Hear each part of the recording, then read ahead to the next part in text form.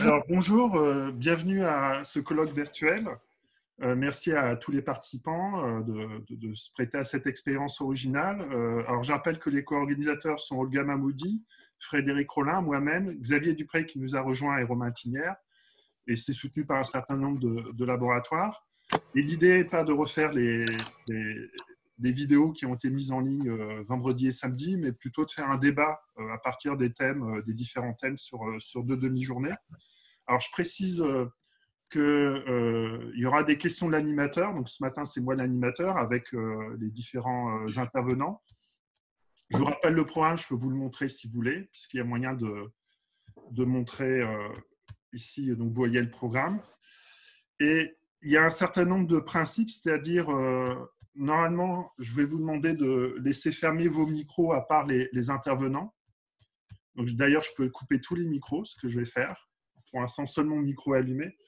Et si vous voulez prendre la parole, complètement à droite, si vous allumez l'écran participant, vous pouvez lever la main. Donc là, par exemple, Marc-Olivier a levé la main.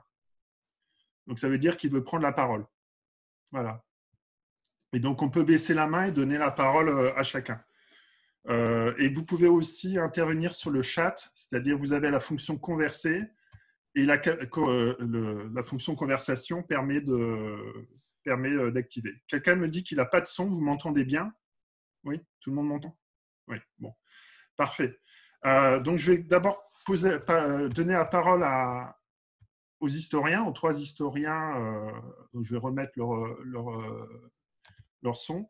Donc, comme vous avez vu dans le programme, il y a d'abord une introduction historique avec Arnaud Paturé, Hugo Stahl et Norbert Foulquier qui ont chacun rappelé des épisodes d'épidémie. Et ma question à Arnaud Paturé, c'est en quoi ces épisodes historiques, notamment dans la Rome antique, a influencé le droit? Qu'est-ce qui reste de ces épisodes d'épidémie dans le droit? Arnaud? Alors, j'ai envie de dire que par rapport au droit moderne, il ne reste pas grand-chose parce que les Romains ont géré les situations de manière très pragmatique. Et le deuxième paramètre important, c'est que pour la gestion, on va dire, du monde romain, alors je schématise beaucoup, il y avait deux gros systèmes normatifs, on va dire, le droit, certes, mais avant tout et avant le droit, la religion. C'est pour ça que dans l'épidémie, dans l'épidémie de peste importante qu'il y a eu sous la République romaine en 293 avant Jésus-Christ, ben la solution n'a pas été une solution juridique pure, elle a été une solution religieuse. Alors c'est bien le Sénat qui a commandé l'envoi d'une mission en Grèce, c'est bien l'État romain qui prenait certaines décisions en matière religieuse, mais la substance même de la solution, c'est une solution religieuse. Donc après, moi, ce que j'avais essayé d'expliquer dans ma communication, c'est qu'il n'y a pas de législation globale de santé publique et par dérivation, pas d'initiative juridique très puissante en matière de gestion d'épidémie à Rome. Voilà, c'est un petit peu l'idée. Donc, je me sens un petit peu presque démuni pour vous dire ce qu'il resterait vraiment en termes juridiques et ce qui aurait ruisselé, je dirais, vers l'époque moderne, parce que la législation en termes de santé publique à Rome, elle est relativement pauvre et on en est à rassembler des mesures quand même relativement éparses. Voilà, j'espère que j'ai pu répondre à peu près à la question.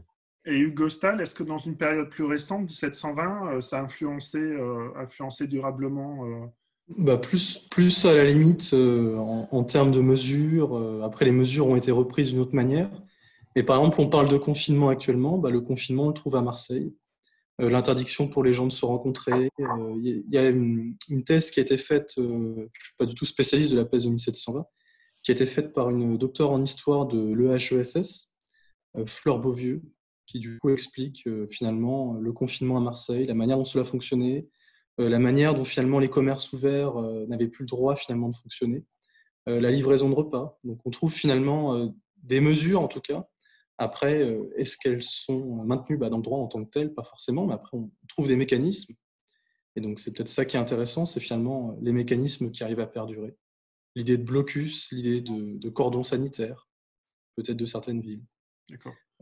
L'idée aussi de prendre en compte finalement la question du commerce, ne pas couper finalement une ville des secours qu'elle pourrait avoir, l'idée de police du ravitaillement finalement, qui est plus forcément traitée de la même manière, mais les questions, les enjeux en tout cas restent, et certaines des solutions qui ont pu être trouvées peuvent être encore utilisées ou perfectionnées.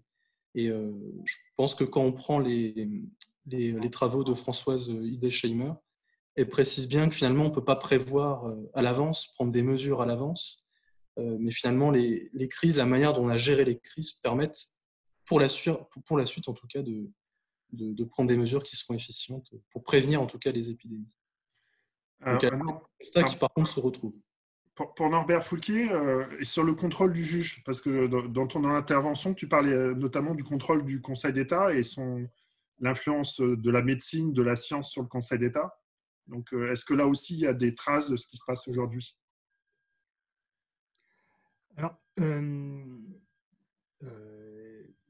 il y a deux contentieux à distinguer. Le contentieux de l'annulation des décisions instaurant les mesures de protection sanitaire telles que les séquestres, hein, ou encore les fermetures de ports.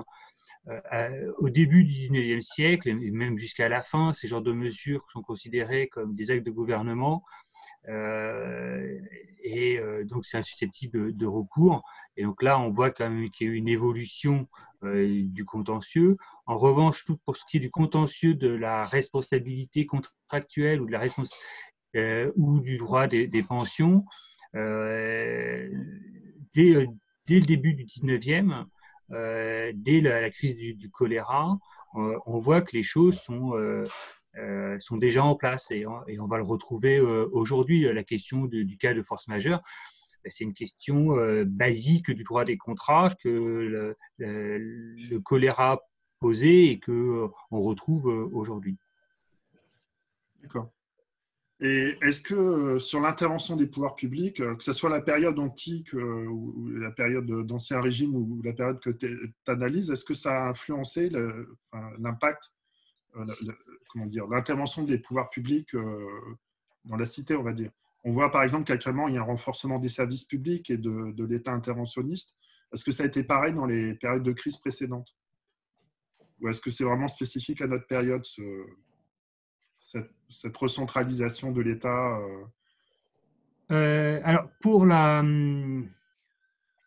1832, l'État était déjà très centralisé. Donc, j'ai pas pu percevoir à travers les analyses que j'ai réalisées des mouvements de concentration encore plus prononcés. Et à l'inverse, j'ai pas pu non plus voir si des maires avaient pu prendre des mesures plus strictes pour lutter contre le choléra. Ce qui se passe aussi avec le choléra, c'est que les choses se passent très très vite et au départ, il n'y a pas une véritable prise de conscience parce que on considère que c'est une maladie des pauvres et que quand ça passera pour les pauvres, en fait, le problème sera réglé. Il n'y a pas immédiatement une réaction des pouvoirs publics et elle vient assez tardivement. Donc, c'est un peu difficile de dire qu'il y a une recentralisation et un redéploiement des services publics. Ce qui va se passer, c'est après. Après, effectivement, il va y avoir des politiques publiques d'aménagement, d'urbanisation. À Paris, il va y avoir le développement des égouts. Ça avait déjà commencé, mais il va y avoir une accélération. Il va y avoir aussi des politiques en matière d'amélioration de l'urbanisation dans les quartiers pauvres, donc bien avant Haussmann. Bon, c'est balbutiant, mais ça commence à cause du choléra. Mais ça vient après, pas vraiment pendant en tout cas. Je n'ai pas eu l'impression. Diane Roman, une question là. Je ne sais pas si vous la voyez. Je vais lui donner la parole, c'est peut-être plus simple. Diane? Oui, merci. Bonjour à tout le monde. Norbert, moi j'ai beaucoup aimé ton intervention parce que j'ai évidemment travaillé sur la question de la pauvreté au 19e siècle, qui était vraiment perçue comme un trouble à l'ordre public et l'enjeu sanitaire était dominant. Mais j'avais une autre question en fait pour les historiens qui ont travaillé. Moi, ce que j'ai lu, c'était que, enfin, pour les spécialistes de la santé publique du XXe siècle, l'idée d'un confinement, c'était vraiment une idée has-been. C'était une idée qui paraissait complètement obsolète au regard des progrès de la médecine. Et on considérait que au XXe siècle, que la gestion d'une épidémie en termes de confinement, de quarantaine, c'était vraiment dépassé compte tenu des progrès de la médecine, des antibiotiques, etc. Et là, ce qu'on voit réapparaître, c'est un confinement spectaculaire, puisque la moitié de l'humanité est confinée sous des régimes plus ou moins stricts, et que finalement, c'est le monde entier qui devient un village ou un port qu'on met en quarantaine. Et je voulais savoir si vous aviez vu, dans vos recherches, si vous aviez vu affirmer avec force cette idée que la quarantaine, c'est fini. Le principe du traitement par quarantaine, c'est fini, c'est dépassé compte tenu de l'avancée de la médecine, des progrès technologiques, scientifiques, etc. Alors Arnaud, Norbert ou Hugo, comme vous voulez. Allons-y, commençons par l'Antiquité. Alors, disons que pour l'Antiquité, la question du progrès de la médecine, il se pose moyennement parce que, certes, la médecine clinique était bien développée, il y avait quand même pas mal de choses. Après, toutes les connaissances sur les infections, les germes, etc., que l'on a actuellement, elles n'existaient pas. Par contre, de manière très pragmatique, les anciens pratiquaient le confinement. Justement, les Romains avaient été chercher à Rome les conseils des prêtres d'Épidore, et ceux-ci leur avaient conseillé finalement de confiner les malades. Alors il y a une espèce de légende qui nous est rapportée, cette fameuse légende du serpent, qui est le symbole du dieu Asclépios, qui serait monté à bord du bateau romain qui repartait à Rome une fois que les ambassadeurs ont eu les conseils, et qui, une fois arrivé près de Rome, a sauté à l'eau et a nagé jusqu'à une petite île vers le Tibre. Et du coup, après coup, le temple d'Aesculapius a été construit justement sur cette île. Et les malades, on a des témoignages chez Suétone, en particulier les esclaves malades, étaient abandonnés sur cette île et étaient donc confinés sur cette île. Alors, ce n'était pas un hôpital au sens premier du terme, parce qu'en fait, c'est assez curieux, mais c'est la légende qui veut ça et la liturgie romaine. Les malades devaient recevoir en songe les conseils du Dieu pour recouvrer la santé. C'est-à-dire qu'on n'est pas sur un périmètre de soins prodigués à l'homme par l'homme. C'est plutôt une sorte de transliturgique où on reçoit, je dirais, l'idée du soin par le Dieu. Mais l'idée même d'un confinement existait et était déjà pratiquée, parce qu'on avait intuitivement l'idée que les épidémies, dans des univers urbains très confinés et très insalubres, eh bien, se développaient très naturellement. Voilà ce que je peux vous en dire. Pour l'Ancien Régime, le constat est un peu similaire. Finalement, vu qu'on ne connaît pas finalement les modes de propagation de la maladie, on a justement cette sécurité finalement de prendre des mesures prophylactiques, de confiner, de mettre en quarantaine. Et il y a aussi cette question de la foi, parce qu'on trouve par exemple à Marseille une résurgence du culte du Sacré-Cœur qui est relancé par l'évêque de Marseille, qui aurait soi-disant permis la fin de la peste. Et donc, du coup, finalement, les questions de foi sont aussi présentes, sont encore présentes encore au début du XVIIIe siècle. Et parce qu'on ignore comment fonctionne une maladie, finalement, on va mettre les gens en quarantaine. Et il y a finalement peut-être un exemple qui est assez emblématique du manque de connaissance de la peste, en tout cas au XVIIIe siècle. On pense que les vagabonds, les mendiants, les juifs sont des facteurs de propagation, et donc on les expulse des villes parce qu'on a peur qu'ils transmettent du coup le mal dans les villes. Et finalement, ça permet aussi de transmettre le mal, parce que certains sont porteurs, du coup, dans les campagnes, et donc ça permet la diffusion de la maladie. Donc il y a vraiment une ignorance, finalement, de la manière dont cela fonctionne. Et la quarantaine est du coup le meilleur moyen de le prévenir, avec du coup des taux de mortalité très forts, puisqu'à Marseille, il y a 50% de la population qui trépasse. Norbert ? Et au début du 19e, c'est la même chose avec le choléra. Quand les premières réactions, et même ça va durer tout le long du 19e, c'est le confinement, parce qu'on ne sait pas faire autrement. Et d'ailleurs, à travers la jurisprudence, on voit bien que le mode de diffusion du choléra n'est pas du tout compris. On ne sait pas si c'est une maladie, je reprends les termes de la loi de 31, mais qui a été adoptée avant et pour un autre contexte, mais qui va être appliquée au choléra. On ne sait pas si c'est une maladie contagieuse ou endémique. Et en réalité, la distinction n'a absolument aucun sens parce qu'on va opposer endémique à épidémique et le caractère contagieux du choléra n'est pas véritablement compris. Donc, c'est pas nié, c'est pas compris non plus. On ne sait pas comment ça se diffuse. Donc, la solution, c'est de mettre sous séquestre des régiments, d'imposer des blocus maritimes, etc. Je crois qu'il y a une question de Nedjoa à Lille. Nedjoa. Je ne sais pas si le micro est allumé. Allez-y. Nedjoa. Oui, vous m'entendez? Oui, on vous entend. On ne vous voit pas, mais on vous entend. Oui, pardon, bonjour, parce que j'essaie de me familiariser avec l'outil, mais je ne suis pas certaine que… Votre caméra n'est pas allumée déjà. Oui, non. Non, je disais que la petite vérole également avait posé pas mal de soucis jusque dans les années 1940, à la découverte d'un vaccin où effectivement la maladie traversait toutes les frontières et puis elle atteignait aussi bien les pauvres que les riches finalement, comme le choléra. Je ne sais pas, qui veut répondre? Peut-être Diane ou Norbert? Oui, moi, c'est plus une follow-up question, du coup. Donc, cette idée que finalement, c'est au XXe siècle qu'avec les progrès de la médecine, les progrès scientifiques, la découverte scientifique, on considère que la quarantaine, c'est has-been, obsolète et qu'il y a d'autres moyens de gérer des crises épidémiques. Vraiment, ça se développe au XXe siècle. Et ma question, elle est aussi en lien avec l'actualité parce qu'on voit que le choix de procéder à un confinement plus ou moins partiel de la population, ce choix, il n'a pas été suivi partout. Et on cite régulièrement dans les médias les exemples soit précurseurs de la Corée ou de Hong Kong, ou désormais de l'Allemagne, qui ont choisi une approche tout à fait différente de la gestion de l'épidémie via la maîtrise d'outils technologiques comme des tests de dépistage rapide, comme un contrôle des déplacements de la population grâce à des procédés technologiques, notamment de suivi des déplacements de téléphones portables et donc des personnes qui les portent.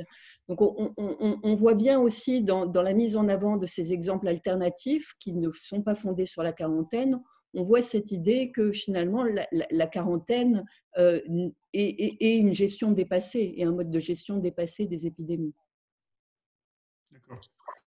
Qui veut rebondir sur ça? Sarah Glaser, peut-être?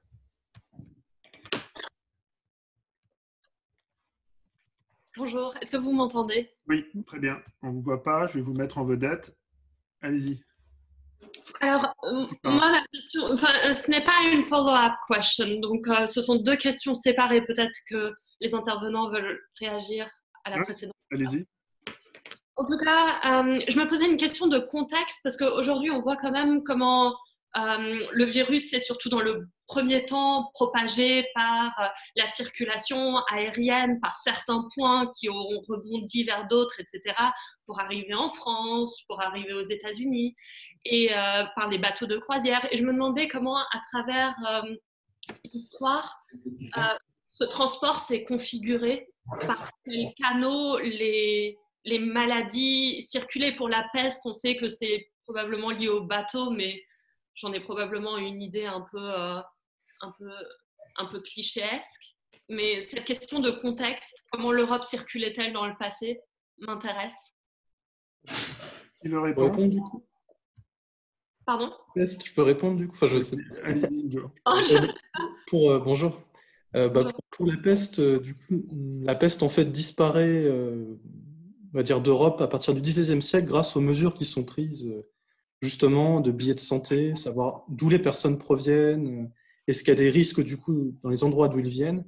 Et on trouve normalement encore des cas de peste en Europe au niveau terrestre, au Danemark et en Allemagne de manière régulière, et ça peut du coup par le commerce en fait passer par les routes. Mais principalement la peste en fait elle vient d'Orient et du coup par le commerce du coup du Levant, et de manière à limiter en fait les risques de propagation, on établit du coup une obligation pour tous les bateaux faisant du commerce et venant du Levant de passer soit par le port de Marseille, soit par le port de Toulon. où il y a des lazarets, où ils vont pouvoir être mis en quarantaine. Et il y a un régime en fait, de patentes maritimes de santé. Il y a 3 types de patentes. Il y a la nette, la brute et la suspecte.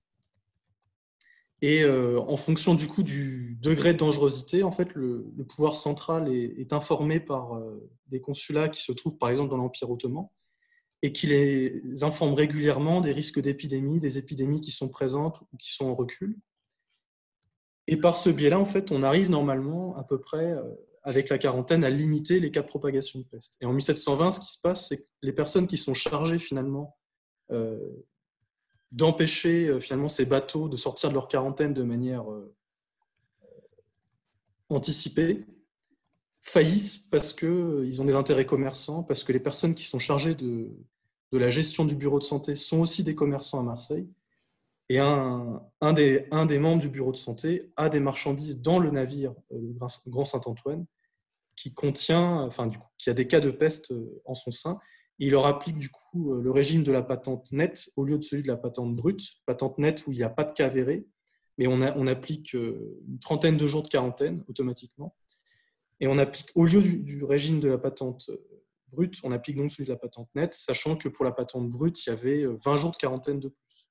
Et donc, c'est juste un intérêt finalement égoïste qui entraîne la propagation. Et puis, la ville, finalement, dès l'instant où il y a une quarantaine qui est déclarée, dès l'instant où on déclare la peste finalement dans sa ville, il y a une quarantaine automatique qui s'applique. Et donc, les négociants marseillais ne veulent pas forcément déclarer rapidement la peste parce qu'ils pensent au début pouvoir la contrôler. Et vu qu'ils ne veulent pas forcément leur intérêt commerçant, on prend du retard. Et de retard en retard, on permet la propagation. Et finalement, le pouvoir central, pour répondre du coup à la question qu'il y avait eu avant, le pouvoir central n'intervient pas vraiment dans la gestion de la peste, il laisse vraiment les autorités locales gérer en temps ordinaire la question de la peste, la question de la propagation des épidémies.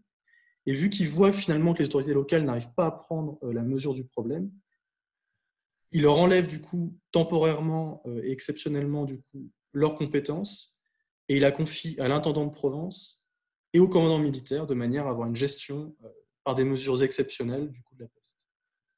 Stéphanie Renard, Stéphanie, à Brest. Allô, allô. Il y avait une question, Stéphanie Renard. Peut-être vous la voyez. Est-ce que quelqu'un est capable de... Diane, est capable de répondre à la question de Stéphanie Renard? Elle est là, mais... C'est pas une question que Stéphanie pose. Elle rappelle que sur la question de la petite vérole, il y avait eu une réponse législative assez conséquente à partir de 1942, puis jusque finalement qui s'est appliquée jusqu'à la codification du nouveau code de santé publique, c'est-à-dire en 2000, et qu'on trouvait donc du coup des dispositifs sur la lutte contre les maladies vénériennes. Notamment en matière de droit de la santé. D'ailleurs, si mes souvenirs sont bons, mais il faudrait que Stéphanie confirme, c'est d'ailleurs pour lutter contre les maladies vénériennes qu'il y avait le certificat médical prénuptial obligatoire. C'est-à-dire qu'avant de se marier, il fallait, jusqu'il y a encore une quinzaine d'années, il fallait passer un examen médical qui pouvait attester que les futurs époux n'étaient pas contaminés par la petite vérole, par la syphilis. Mais donc, ce n'était pas une question de Stéphanie, c'était un rappel du dispositif normatif. Ouais. Je sais pas, normalement, je parle dans le vide. Ah, elle est là, mais a priori, on ne l'entend pas. Pourtant, son micro est bien allumé. Bon, et là, est-ce que vous m'entendez? C'est bon. Ah, okay. Vas-y, Stéphanie. Oui, ben voilà, je vais confirmer ce que disait Diane. Bonjour à tous. Confirmer ce que disait Diane. En fait, les techniques prophylactiques, elles sont encore utilisées, mais à un moindre niveau, on va dire, de façon plus individuelle. On trouve un arrêt du Conseil d'État qui confirme en 1953 la légalité d'un décret. Alors, si mes souvenirs sont bons, c'était un décret qui prévoyait la séparation prophylactique des enfants de leur milieu de vie dans l'hypothèse d'une vaccination anti-tuberculeuse pour conforter en fait le système vaccinal. C'est un arrêt de 1953 qui admet la légalité du décret alors qu'il ajoutait à la loi. Et autre chose, toujours dans le cadre de la lutte contre la tuberculose, on a quand même un arrêté du ministre de la Santé en 2012 qui autorise un préfet à prendre des mesures de confinement concernant un patient atteint de tuberculose ou un malade atteint de tuberculose qui ne souhaitait pas soigner, et qui était dangereux pour son entourage et pour la santé publique. Donc en fait, les techniques prophylactiques de ce type, isolement des malades, sont encore utilisées aujourd'hui, mais à un moindre niveau, à moindre échelle, évidemment. Quelqu'un veut réagir? Norbert? Non? Je vais réagir aux propos juste précédents concernant la diffusion du choléra. Le premier trajet, c'est l'Inde, Moscou, ensuite Paris, et après ça va se diffuser aussi bien vers le Canada, les États-Unis, l'Amérique du Sud, que sur tout le pourtour méditerranéen. Et si le choléra revient en France au moins à 3 reprises, jusqu'en 1885, c'est non pas depuis l'Inde, mais depuis le pourtour méditerranéen, et notamment en grande partie depuis l'Algérie, où on voit qu'il y a des foyers de choléra constants là-bas, mais le choléra, c'est pas très net, mais on a l'impression qu'il vient plus de la France après 1832 que directement depuis l'Inde. Ça circule d'abord par terre, et puis ensuite au cours du 19e, via la mer, via Marseille, via Toulon, notamment parce que ce sont les grands ports méditerranéens.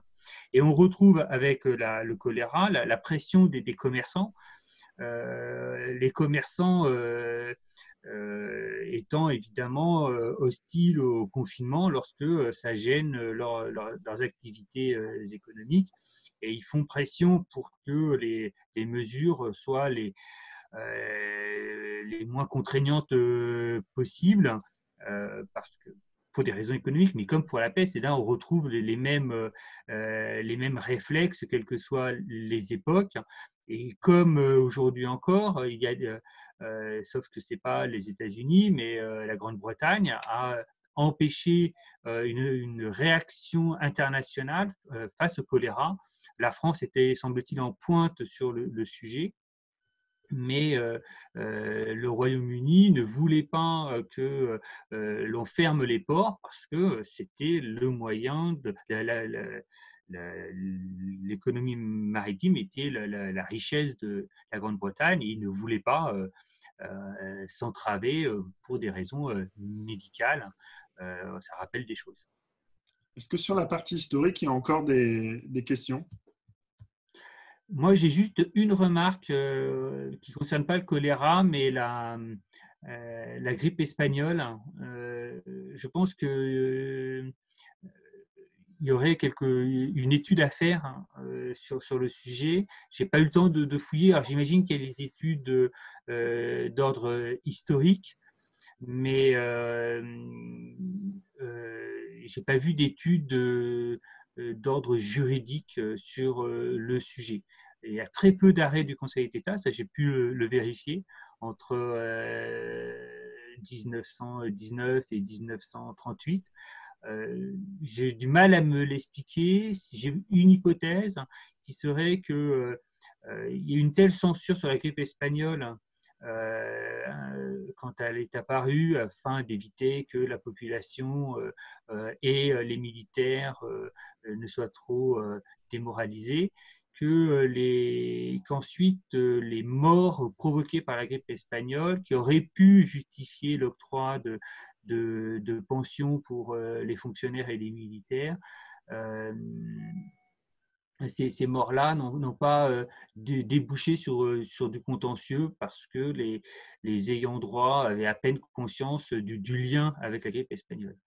Et là aussi, j'ai vu un arrêt assez surprenant, où le Conseil d'État, alors pour des raisons contentieuses, reproche à une commission administrative, médicale et administrative, d'avoir refusé une pension à une veuve. Et le motif de cassation du Conseil d'État est que la veuve avait fait valoir que son époux était mort de la grippe espagnole et d'une fistule anale, Et le Conseil d'État dit que la Commission avait commis une erreur de droit parce qu'elle n'avait pas établi le lien ou réfléchi sur le lien éventuel entre la fistule anale et la grippe espagnole, laissant entendre que c'était la fistule anale qui était à l'origine de la grippe espagnole. Et alors, ça fait sourire, mais en réalité, pas tant que ça. C'est que c'est aussi révélateur, comme en 1832, d'une méconnaissance du mode de transmission de la maladie. Ça reste une grippe, mais c'est pas totalement, c'est pas connu, c'est pas maîtrisé. Il faut faire attention avec cette arène, c'est qu'aussi le Conseil d'État utilise des mécanismes proprement contentieux. Et, la Commission n'avait pas répondu à tous les moyens de la requérante. Donc c'était effectivement susceptible d'annulation, mais le Conseil d'État prend quand même le moyen suffisamment au sérieux pour dire qu'il y avait une erreur de la part de la Commission ne répondant pas à ce moyen. Ce qui me semble assez comme révélateur de l'état de la connaissance de la médecine de l'époque. Il y a encore une question de Diane, je crois, une remarque. Oui, je voulais demander à Norbert aussi s'il avait vu passer du contentieux ou s'il il s'était intéressé à un autre épisode épidémique plus près de nous. Alors, donc, curieusement, on ne parle pas beaucoup ces temps-ci et que moi-même j'ignorais jusqu'il y a quelques jours avant de tomber sur un article sur le sujet. C'était la grippe dite de Hong Kong qui aurait frappé l'Europe en 1968-1969 et qui aurait fait plus de 30 000 morts en France, d'après l'article que j'ai lu. Donc, je me demande quelle a été, alors c'est de l'histoire à court terme, mais quelle a été la réaction des pouvoirs publics, s'il y a eu un contentieux et dans quelle mesure il peut nous instruire, parce que 1969, là pour le coup, les progrès de la médecine étaient suffisants pour connaître bien le mode de transmission de la grippe et pour mettre en place des mesures prophylactiques adaptées. Alors, j'ai découvert cette épidémie avant-hier. Ah oui, voilà. Ce que j'ai appris de mon frère qui est médecin, c'est lui qui m'a parlé de cet épisode, c'est qu'il y a eu à peu près la même réaction qu'en 1919, d'après lui. Les journaux ont très peu parlé de cette grippe en la banalisant. Alors qu'en réalité, effectivement, c'était une grippe qui était particulièrement violente et des études après révélant que les cadavres s'empilaient dans les hôpitaux et qu'on les faisait sortir de préférence la nuit pour ne pas alarmer la population. Donc, j'aurais tendance à en déduire qu'il n'y a pas eu de réaction de l'administration afin de contenir véritablement cette épidémie et plutôt de la cacher. Alors, est-ce que c'est en lien avec mai 68 ? Est-ce que le pouvoir s'est dit qu'après 68, il fallait peut-être cacher cette épidémie qui risquait d'amplifier le malaise national?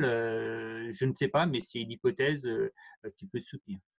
Sur le chat, il y a une question de G. Chiargia. Je ne sais pas si elle peut parler ou il peut parler. Peut-être vous la voyez. Tu la vois, la question, Norbert, sur la grippe espagnole? Comment je fais pour la voir? Sur le chat, en fait. Tu fais converser. Et peut-être que la personne peut parler. Chiargia? Non? Micro hors service, donc elle ne peut pas parler. Tu vois la question? Pas du tout. Concernant la grippe espagnole, les États-Unis ont pris des mesures juridiques conséquentes à certains échelons locaux.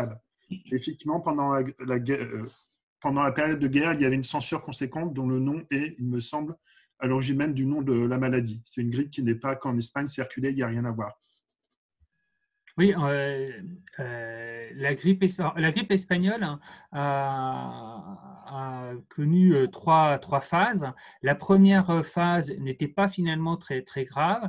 Elle se diffuse aux États-Unis et semble-t-il, mais là je ne fais que reporter les propos que j'ai trouvés sur Wikipédia, elle revient mais sous une forme beaucoup plus virulente en Europe, mais après être passée aux États-Unis. Et c'est là où elle fait le plus de morts. Et il y aura trois vagues hein, de l'épidémie. D'ailleurs, aujourd'hui, les médecins disent que le coronavirus pourrait connaître le même phénomène. Et Madame a raison, si on l'appelle la grippe espagnole, c'est parce que l'Espagne a été l'un des rares pays à ne pas imposer de censure. Et comme les journaux espagnols parlaient de la grippe, elle a été appelée la grippe espagnole, alors qu'en réalité, elle était répandue à travers tous les pays. D'accord. Est-ce qu'il y a encore des questions sur la partie historique? Et moi, j'ai levé la main. Ok. Ah oui, bah vas-y. Attends, je te mets en vedette. Ah bah attends, je m'allume. Alors, faut que je m'allume. Hop. Oui, sur la grippe espagnole, on entend beaucoup parler, et je pense que c'est une comparaison avec la situation actuelle, on entend beaucoup parler de censure en disant qu'à l'époque, on a caché la grippe espagnole, etc. Comme on a un peu de temps, j'ai été sur Gallica et j'ai regardé les journaux de l'époque, et en fait, je suis quand même assez dubitatif sur le fait qu'il y ait eu une véritable censure en 1918, y compris en France. Typiquement, par exemple, dès le mois de juillet 1918, il y a un débat qui est organisé à la Chambre des députés pour savoir si les autorités civiles, mais aussi militaires, dans le contexte de la guerre, ont pris les bonnes mesures pour lutter contre, c'est la première vague, en l'occurrence, de la grippe espagnole. Et donc, il y a un certain nombre de mises au point qui sont faites, et les autorités militaires disent oui, effectivement, dans les ports, on a trop rapproché les gens, etc., on ne va plus le faire. Alors, bon, ça ne va pas permettre d'arrêter nécessairement l'épidémie, mais enfin, en tous les cas, parce que peut-être on ne maîtrise pas la manière de l'arrêter, mais en tous les cas, on en parle, y compris, il y a des débats publics, des débats politiques. Quand on voit le nombre de photos qui sont prises et qu'on renvoie dans les journaux avec des gens avec des masques, etc., on voit bien que c'est un sujet qui est abordé. Donc, il me semble que cette thématique de la censure en 1918 est une thématique un peu simplifiée, je pense. D'accord. Tu veux réagir?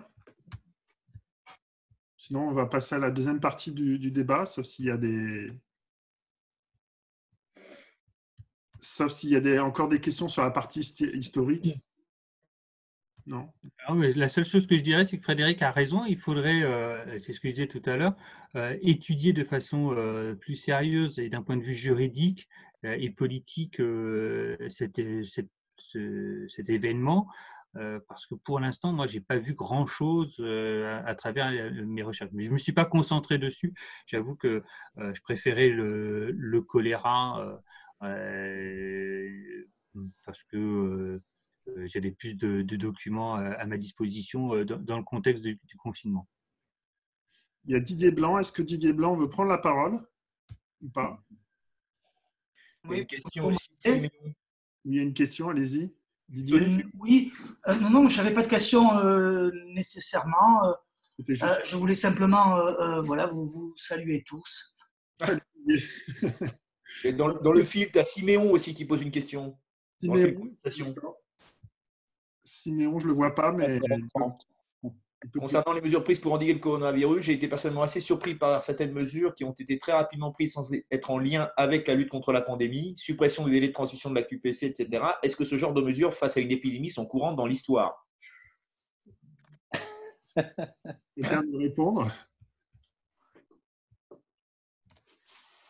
Ah, c'est pas moi qui réponds. En fait, j'en sais rien, moi, mais… Aucune idée. Bon. Il n'y avait pas de QPC au 19e siècle. Ouais. Qui est-ce qui dit ça? Véronique. Voilà. On va vous donner la parole justement. Donc, on était à Toulouse. On va rester à Toulouse avec Joël Andrian. Donc, justement, la transition est toute trouvée puisqu'on vient de parler de QPC. Donc, ton intervention portait sur les régimes de crise, notamment constitutionnels, bien évidemment. Est-ce qu'à ton avis, le droit actuel est adapté, le droit constitutionnel, hein, puisque c'est l'idée, est adapté à ce type de crise sanitaire? La réponse est non, si on parle du droit positif. Ce que je voulais dire en préalable, c'est ce qui m'a frappé en regardant cet épisode, c'est Justement, d'abord, l'émiettement un petit peu de nos connaissances, et c'est pour ça que je vous remercie beaucoup, au nom de tout le monde ici, d'avoir permis ce dialogue entre des juristes. Et deuxièmement, en étant plutôt spécialiste, entre guillemets, droit des libertés, cet épisode nous rappelle aussi l'importance de la vision pluridisciplinaire et interdisciplinaire et non pas saucissonnée des différentes disciplines du droit. Donc ça, c'est le préalable. Alors, à propos du droit constitutionnel, comme vous avez vu dans le papier, mon impression est qu'on a un droit constitutionnel qui n'est pas du tout adapté à cela, puisque ce sont les circonstances exceptionnelles donc de la jurisprudence du Conseil d'État qui ont été utilisées le plus souvent déjà dans l'histoire, puisqu'il y a il y a un arrêt du Conseil d'État de 1955.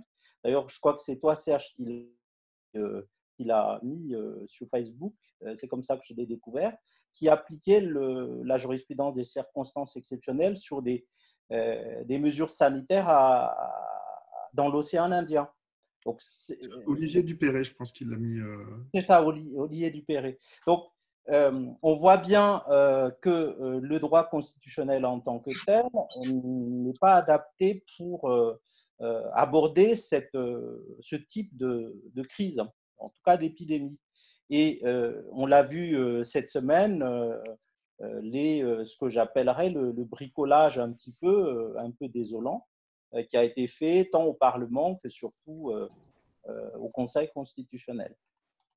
D'accord. Véronique, est-ce que tu veux réagir sur la rhétorique de l'exception? Véronique Champel? Je vais réagir à la question à laquelle j'ai répondu en forme de boutade tout à l'heure. Par rapport justement à l'expérience de la loi 1955 appliquée en 2015-2017. Alors pour le Conseil constitutionnel, il n'y avait pas eu une telle adaptation, mais je pourrais répondre oui, il est fréquent que dans les régimes de crise, il y ait des mesures qui puissent être plus ou moins en marche par rapport à la finalité initiale. Donc voilà, qui est cette adaptation pour les QPC. Pourquoi et pourquoi pas aussi, puisque finalement, on a l'impression que tout va être ramené à la justification de la fin. Comme la fin est très large et qu'en plus, on n'a pas les moyens de connaître la proportionnalité réelle des mesures qui sont adoptées, eh bien, finalement, les mesures prises sur la QPC rentrent dans cette logique où finalement tout peut être justifié finalement. Voilà. Où la fin justifie pratiquement tous les moyens que l'on veut, alors même qu'on se réclame d'une finalité ciblée. D'accord. Quelqu'un veut réagir à une question par rapport au droit constitutionnel, la QPC, la décision récente du Conseil constitutionnel notamment?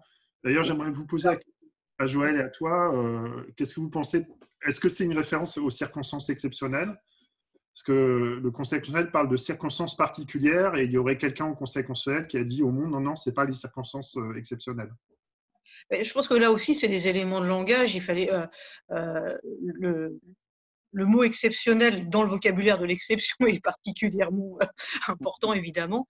Et si jamais le Conseil s'était référé aux circonstances exceptionnelles, alors vous imaginez tous les commentaires qu'il y aurait eu pour dire mais quelles sont ces circonstances exceptionnelles, puisque on serait interrogé sur une forme d'article 16 bis. Donc je pense que le fait d'avoir cherché particulier plutôt qu'exceptionnel était tout à fait calibré de la part du Conseil constitutionnel. Dans la mesure où il a pris le parti de valider le dispositif, il fallait trouver une justification et il me semble que le fait de trouver particulière, c'est vraiment très pesé. Sinon, on aurait dit tiens, on pourrait se demander, c'est un arrêt RIS transposé au Conseil constitutionnel. Donc je pense qu'effectivement, il y a un choix sémantique qui est très, très, très maîtrisé. Une chose aussi sur laquelle on n'a pas commenté, c'est que cette possibilité donc de suspendre les délais a été discutée pendant les débats en Assemblée nationale. Et il y avait une proposition notamment de Lagarde pour que les QPC en matière, qui auraient eu trait à l'état d'urgence sanitaire ne soient pas concernés par cette suspension de délai. Et donc, ça a été refusé par la majorité et le gouvernement. Joël, est-ce que tu as une réaction par rapport à la décision du Conseil constitutionnel? Absolument. La première chose qui frappe d'abord, c'est l'absence de motivation. Il y a ces mots qu'on vient d'analyser, circonstances particulières. C'est problématique parce que ça amène à toutes les supputations possibles, y compris jusqu'à la théorie du complot. Ça, c'est une remarque générale, mais si on fait une remarque plus ciblée et comparer la jurisprudence du Conseil constitutionnel avec d'autres motivations, d'autres juridictions, on voit bien que plus chez les autres juridictions, si je prends par exemple le tribunal de l'Union européenne ou la Cour de justice de l'Union européenne, lorsque le juge est confronté à une décision, par exemple, ayant lieu à la souveraineté de l'État, et je pense ici au Brexit, ils auraient pu motiver en une ligne en disant c'est le choix du peuple britannique, c'est l'acceptation de ce choix par l'Union européenne, et on aurait pu s'arrêter là. Or, les deux juridictions reprennent la procédure, les traités et autres. Ici, toute proportion gardée, le Conseil constitutionnel ne motive pas du tout. Or, à ma connaissance, il semblerait qu'il y ait eu des échanges entre les différentes cours suprêmes pour savoir si on pouvait faire comme la Cour européenne des droits de l'homme, c'est-à-dire si les cours suprêmes nationales pouvaient par elles-mêmes prendre des décisions de suspension ou d'aménagement des délais. Et beaucoup, enfin la quasi-totalité, ont considéré que ce n'était pas leur compétence et donc ils ont préféré laisser aux législateurs le soin d'agir. Or, en France, la décision du Conseil constitutionnel pose des difficultés parce qu'elle, comme vous le savez, elle autorise, ou elle cautionne plus exactement une violation directe de l'article 46. Et au motif des échanges qu'on a pu voir de membres du Conseil d'État sur les réseaux sociaux, au motif que ce n'est qu'une question procédurale, donc ce n'est pas important. Et en filigrane aussi, il a été dit qu'il ne fallait pas faire revenir les collaborateurs parlementaires, les parlementaires eux-mêmes, les hauts fonctionnaires, 15 jours après. Et donc tout ça, je l'entends, je peux comprendre, je suis comme Véronique, pourquoi et pourquoi pas, mais on n'a pas la motivation. Et ça, c'est très, très embêtant, parce que ça veut dire, et je reviens à ce qu'on dit, ça veut dire aussi que si on avait un pouvoir qui n'était pas républicain, qu'est-ce que ferait le Conseil constitutionnel? Il y a Olga qui veut réagir, je pense. Moi aussi, je voudrais réagir après. D'accord, vas-y Olga. Olga d'abord. Oui, alors simplement, moi, cette décision, pour moi, il y a deux choses dedans à distinguer. Il y a la question procédurale et là, dans tout ce qui est dit, moi, j'entends c'est-à-dire, de toute façon, c'est procédural. Donc, en gros, on méconnaît une norme procédurale constitutionnelle, mais comme c'est procédural, c'est pas très grave. Bon, c'est toute la logique qui se développe dans la jurisprudence administrative depuis l'arrêt d'Antony et puis avec CFDT et suivant, CFDT qui a été étendu, etc. Donc, pour moi, voilà, ça montre aussi avec le recul un petit peu le danger qu'il y avait déjà dans ces jurisprudences-là, qu'on retrouve maintenant sur des normes de valeur constitutionnelle. Mais il y avait déjà dans Antony des normes de valeur constitutionnelle. Hein, c'est peu importe le rang dans la hiérarchie. Donc, on retrouve ça et je trouve ça assez gênant, ce d'autant que, comme l'a dit Joël, il n'y a pas de motivation. Et par ailleurs, sur la motivation, en réalité, quand on écoute les débats à l'Assemblée nationale, et je trouve que c'est ça, finalement, qui est le plus choquant dans cette loi organique, pas tellement finalement la décision du Conseil constitutionnel, mais c'est la motivation du gouvernement. Et la motivation du gouvernement, c'est quoi? C'est de dire il faut suspendre les délais QPC pour qu'on aille vite. En gros, pour qu'on nous saoule pas, alors que on sait très bien, et les députés le savent, que dans toutes ces lois et dans toutes ces ordonnances, il va y avoir des choses qui sont très douteuses du point de vue de la constitutionnalité. Donc après ce que vient dire le Conseil constitutionnel en disant bon, c'est pas contraire au droit au recours parce que finalement ça ne nous empêche pas de statuer, ce qui est vrai, hein, c'est-à-dire que s'ils veulent statuer, ils peuvent statuer. Et par ailleurs, ça évite que les filtres soient dessaisis, alors même que bon, comme on est dans une situation où ça peut être un peu compliqué de transmettre, c'est vrai, si on était à 2 mois et demi, le 1er mars, bon, voilà. Moi, la suspension en tant que telle ne me choque pas. En revanche, la motivation réelle du gouvernement et qui apparaît dans les débats à l'Assemblée nationale, c'est-à-dire c'est pour qu'on ne nous embête pas sur des trucs inconstitutionnels, ça, franchement, et là, le Conseil constitutionnel aurait dû quand même, je ne sais pas, réagir ou éventuellement mettre une réserve sur la loi état d'urgence sanitaire, ne serait-ce qu'en tant que garant des droits et libertés pour envoyer un message un peu fort de contrôle des gouvernants dans cette période. Voilà, je trouve que les débats à l'Assemblée nationale, en particulier la réponse du gouvernement,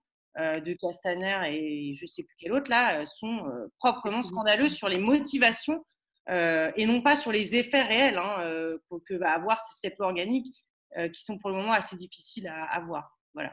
Véronique ?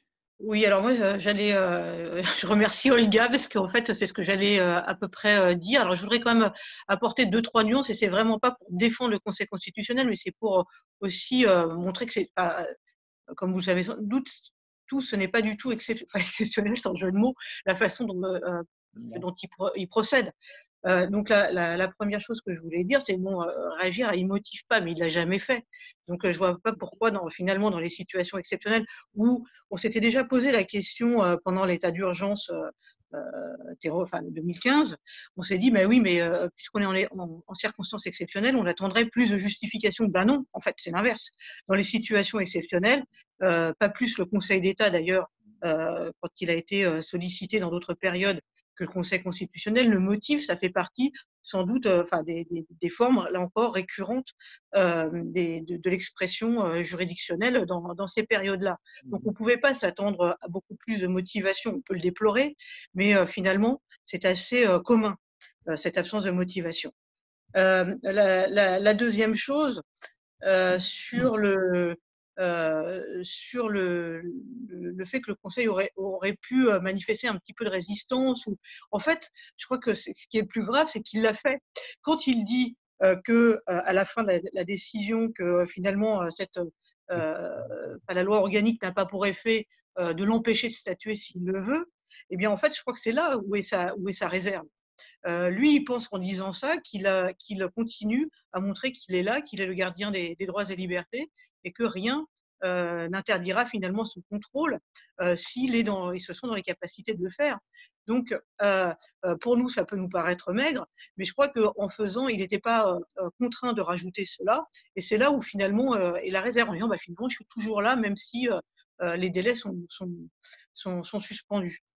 Donc ça, c'était Il y avait une autre chose que donc après, bon, la théorie du complot, j'y crois pas, ou en tout cas, je trouve que ça serait vraiment, pour le coup, un peu dur de voir les choses comme ça, parce qu'encore une fois, je pense que le Conseil pense qu'il est toujours là, qu'il a la maîtrise du contrôle. Et en outre, bon, il faut replacer dans le contexte. Imaginons que le Conseil ait statué dans un sens contraire. Voilà, il ajoutait un élément de crise politique. Bon, on aurait pu estimer que s'il avait été courageux, il l'aurait fait, mais là encore, c'est tout à fait dans la ligne du Conseil constitutionnel de ne pas prendre des décisions tonitruantes dans les périodes de crise. Voilà, quand on connaît un peu la jurisprudence, cette décision ne surprend pas, en fait. Voilà, elle est tout à fait dans la lignée de ses motivations habituelles, de ses motivations face à des situations de crise. Et je dis, à la limite, la bonne nouvelle, c'est qu'il se déclare encore compétent. Voilà. Et qu'est-ce que vous pensez de l'attitude du Conseil d'État ? Parce que le Conseil d'État a rendu aussi des décisions où il se réfère aux circonstances exceptionnelles. Ce n'est pas très connu, mais en ordonnance de tri, il a rendu plusieurs décisions mentionnant les circonstances exceptionnelles. Donc peut-être Xavier Dupré, est-ce que le Conseil d'État, alors il y a pas mal de décisions, on en reparlera tout à l'heure et demain, notamment de l'ordonnance que tu as commentée, mais plus largement sur l'attitude du Conseil d'État actuellement, par rapport à celle du Conseil constitutionnel. Je pense notamment à cette ordonnance-là, hein, où il y a une référence aux circonstances exceptionnelles. Ah, attends, allume ton micro. Attends, Xavier, on ne t'entend pas. Voilà, c'est bon? C'est bon, ouais. Vas-y. Oui, moi, je n'ai pas forcément eu le sentiment que le Conseil d'État, dans cette séquence, a particulièrement mobilisé les circonstances exceptionnelles. Hein. Il l'a fait au tout début, en tout cas. Je pense surtout que, moi, à la limite, que le Conseil constitutionnel, alors, à sa manière, et que le Conseil d'État, à sa manière, mobilise les circonstances exceptionnelles, ne me pose pas véritablement de problème sur le principe, puisqu'on sait qu'elle sert à ça. Moi, ce qui me choque le plus, c'est quand même, effectivement, les discours qui ont pu être tenus au début de la crise, notamment. Alors, il y a eu un vide, enfin, ce qu'on appelle, Dévolvé n'aimerait pas que je dise ça, mais une sorte de vide juridique, où manifestement, on a un peu cherché des fondements à des mesures d'urgence avant qu'intervienne la loi sur l'état d'urgence. Donc, le Premier ministre qui intervient sur la base de on ne sait trop quoi, c'est là qu'on s'est rendu compte que ce qu'on appelle la jurisprudence Labonne, le pouvoir réglementaire du Premier ministre, en fait, c'est un peu un énorme trou noir. Donc, ils sont obligés d'aller piocher du côté du Code de la santé publique, du Code de la théorie des circonstances exceptionnelles. Moi, ce qui m'a surtout heurté, et je l'ai vu dans toute une série d'articles, alors là, j'ai sous les yeux notamment l'interview de Dominique Rousseau qui a été donnée au Monde le mardi 17 mars, on a l'impression que la théorie des circonstances exceptionnelles, c'est un régime d'exception qui a été mis en place, un peu comme la loi de 55, sauf que c'est un truc jurisprudentiel. Et je pense qu'il y a là quelque chose d'assez intéressant, où comment une construction contentieuse visant a posteriori à valider des décisions contestables au regard du cadre juridique, donc partant de cette jurisprudence-là, et à travers très probablement d'ailleurs la façon dont ça a été commenté au Gaja, on a construit de toutes pièces un espèce de faux régime d'exception, pensant qu'à côté de l'article 16 de la loi sur l'état d'urgence, etc., on avait ce régime-là. Ce qui permet, en gros, ce qui permet un peu tout et n'importe quoi, puisqu'en réalité, on avait un régime d'exception. Bon, effectivement, on regarde le Gaja, on voit qu'il y a des conditions pour mobiliser ce Enfin, c'est quand même quelque chose qui me paraît quand même assez étonnant que des juristes, des membres du gouvernement aient pu justifier l'action du gouvernement a priori par la référence aux circonstances exceptionnelles, que le Conseil constitutionnel et le Conseil d'État la mobilisent pour ponctuellement dire bon, ça n'a pas été pris par l'autorité compétente ou pas selon les formes prescrites. C'est dans le cours des choses. Alors, on peut considérer que c'est excessif ou pas excessif, mais c'est dans le cours naturel des choses. Moi, ce qui me choque beaucoup plus, c'est cette espèce de… On a tous été, je pense, mystifiés à cause de cet arrêt Ariès et du commentaire de cet arrêt Ariès. On a tous vendu aussi un petit peu, parfois, à travers nos cours. Enfin, moi, je ne le mets pas dans mon bouquin Droit des libertés, mais on a tous été peut-être un peu abusés sur le fait que, bah non, cette théorie des circonstances exceptionnelles, ça n'est pas un régime d'exception. C'est tout. Voilà. Dernière réaction, Joël? Oui, je voudrais revenir un petit peu en arrière à propos du droit au juge ou de l'accès au juge. Parce qu'en fait, la suspension ou l'interruption des délais, ça restreint l'accès au juge. Et vous avez regardé peut-être dans la presse en Belgique, ils ont déclaré l'état de nécessité, le gouvernement a déclaré l'état de nécessité. Il y a une protestation très forte actuellement des avocats sur les projets de suspension des délais en Belgique. Donc, je n'ai pas eu le temps, parce que c'était hier, et je n'ai pas eu le temps de vérifier si ensuite il va y avoir une suite au niveau juridictionnel et politique sur cette question. Mais en tout cas, c'est une chose que font aussi les circonstances sanitaires exceptionnelles au droit. Et là, ici, c'est le droit du contentieux. Alors, sauf s'il y a une dernière question, je vais passer la parole à Romain Tinière,